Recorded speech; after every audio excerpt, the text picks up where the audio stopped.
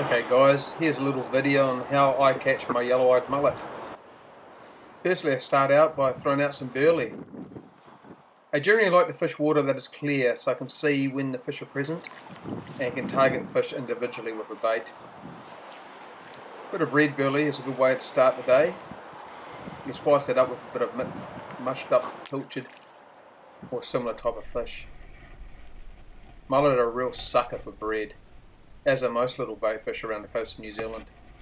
You can see these finely dispersed particles drifting through the water column. It is perfect.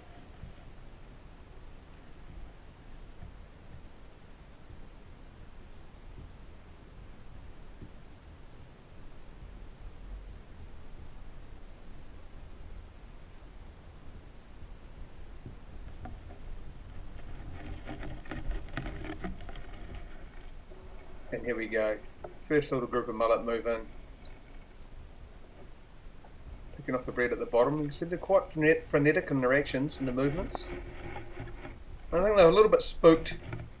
They're on edge, maybe with the clear water and a bright sunny day. A lot of fish don't particularly feed well in these conditions. But there's about 6, 8, maybe 10 mullet present here. The trout just moves past there. Okay, here's a bit of bread drifting down with a hook. Now I purposely used quite a large hook here. I think this hook is about a size 10 or 12. And you can see the fish see the bread, notice it, but don't commit to taking it.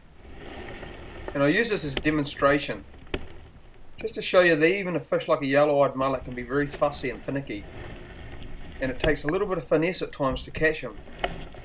And by finesse I mean a light hook, light small hook and a fine tippet.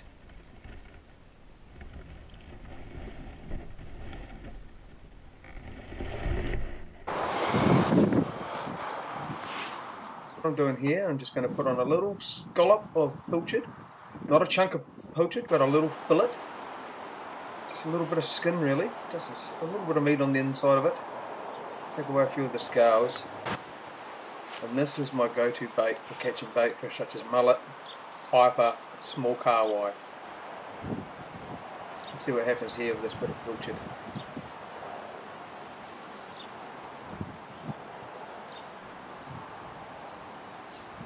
Fish playing around with it, but not committing. Okay, so the bait's been just downsized a little bit. Now we've got a smaller hook on. It's a size 16 trout hook. Just suspending it. I like to keep the bait moving through the water, not letting it just sit down on the bottom. If it gets down to the bottom without being taken, I'll jig it back up again and let it sink down again. Fish love that dropping bait, so here we go. Watch these fish get a lot more feisty, a lot more interested in a bit of pilchard. Yeah, that picks up the mullet, and then the next fish comes in. Oh, whammo, got him. Decent sized yellow-eyed mullet, these ones. And on the light 4-pound line, you know, the light drag, they can give you a bit of a play. Bit of fun. Great for kids, this sort of fishing. This is just bread and butter for kids around the Canterbury region. Mullet are so widespread. In most of our rivers in the tidal areas, you'll find yellow-eyed mullet throughout the summer. The Avon, Heathcote rivers, for instance, Kaiapoi rivers, they all have mullet. The estuary, there at the Avon, Heathcote. Okay, so that's just a typical yellow-eyed mullet there. One of 2 mullet species we get in New Zealand, the other being the grey mullet that we don't find in Canterbury and South Island. And then inquisitive eel turns up here in the Burley Trail. Just a small bugger. If he is slightly larger, I might have tried to target him and take him home for the smoker, but I let him be. It's just a little one. About 1.5 foot long.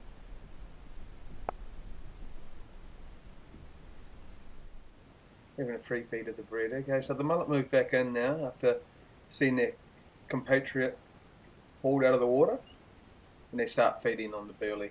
It's important to keep a bit of burley moving through the water at all times. But what I noticed on this particular day was when the fish got caught, the mullet would disperse. So it'd take a couple of minutes for them to move back in.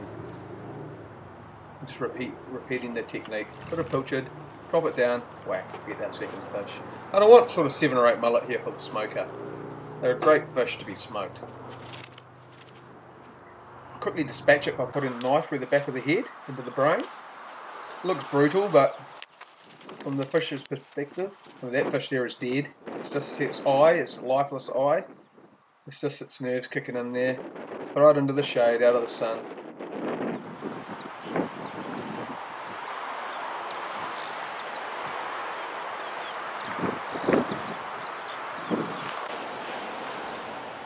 Put more burley in the water to keep the fish interested.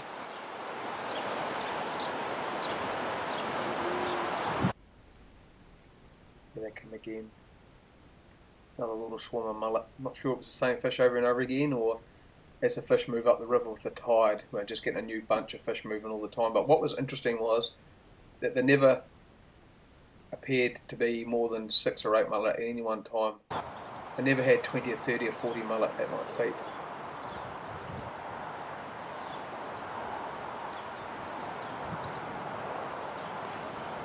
There we go, another one on. Haul them out. Another decent mullet, nice and fat these fish.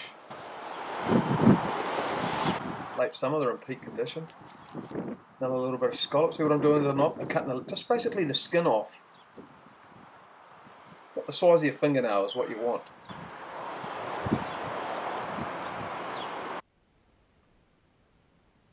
Now the mullet are pretty interested in this burley.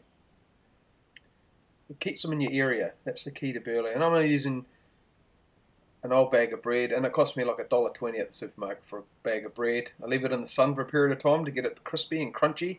It disperses better as breadcrumbs rather than large chunks that just sit on the bottom. Any large bits of bread I break up like I'm doing here. I don't want big pieces of bread floating down the river, they're useless. I want those fine little particles like that, suspended in the water. That's the key to any burley. You don't want to be feeding the fish as such, but you want those little particles of bread to disperse down with the current and draw fish to you. Okay, so we've got fish back again on the scene. It's a great form of fishing this. It's fun fishing. This is the sort of fishing I used to do when I was a kid. Another one out of the water. So we're halfway to the total that we want, our goal.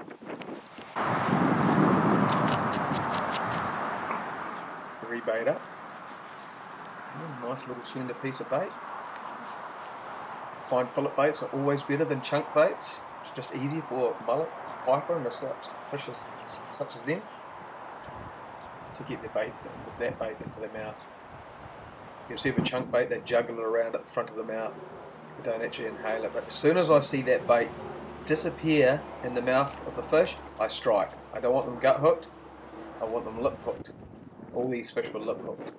Makes it easy to unhook. Now I'm quickly back into the action. Whereas if they're gut hook, I'll probably have to cut the line, tie on a new hook, and start again, wasting valuable time, because the fish may only be at your feet for half an hour to an hour, depending on the tide and how far up the river you are. The further up you are, the less likely they're going to hang around for any length of time. They'll come up with a push of the tide. As soon as the tide starts to turn and head out, they drop back down to the main river with it. So you've got to act quickly.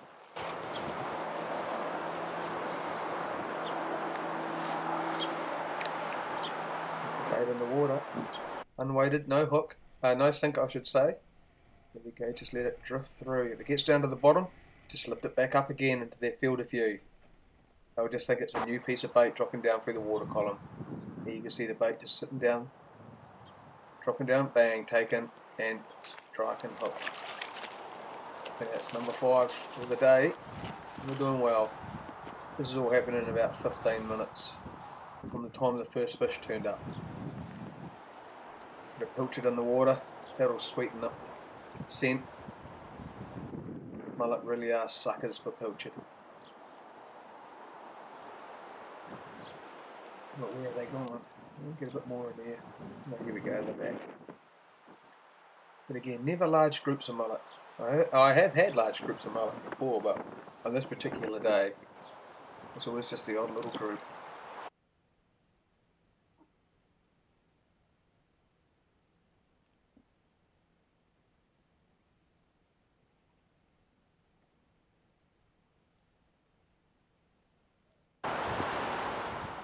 Good bait, get that bait down in there. A pair of Polaroid glasses is essential for this sort of fishing. See what's going on, watching that bit of bait. Also keeping an eye on the fish. Trying to pick out the bigger fish. Anything small I'd just throw back. The smoke in particular, I want the biggest mullet I can find.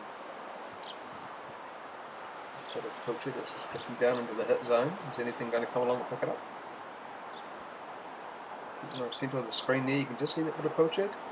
Looks like it's getting down to the bottom. No takers.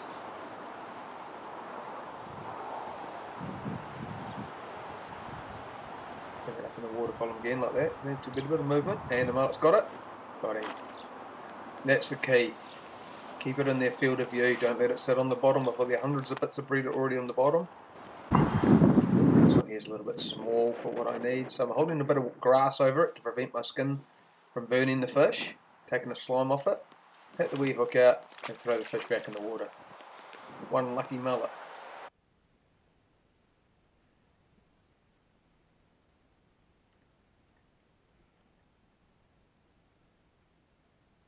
Unperturbed, the mullet are back on the scene. So we've got about 6 mullet here. Feeding vigorously on the burley that's sat on the bottom of the river.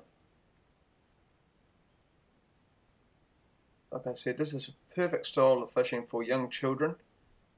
If you want to just drive down to your local river, take a can of cat food with you, a loaf of bread, just a wee trout rod and a little trout hook, fine line, small fish, you want fine line, small hooks.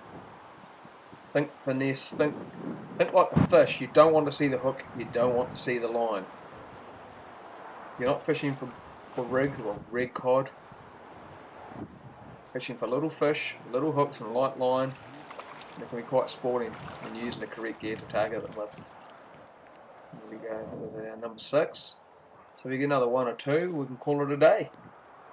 Job done.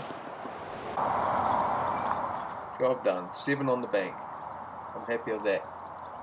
Good sized mullet. One or two of them approaching sort of 1.5 pound in weight. Well, thanks for watching. Hope this video was helpful. Don't forget to like, subscribe, and hit the bell notification for future uploads.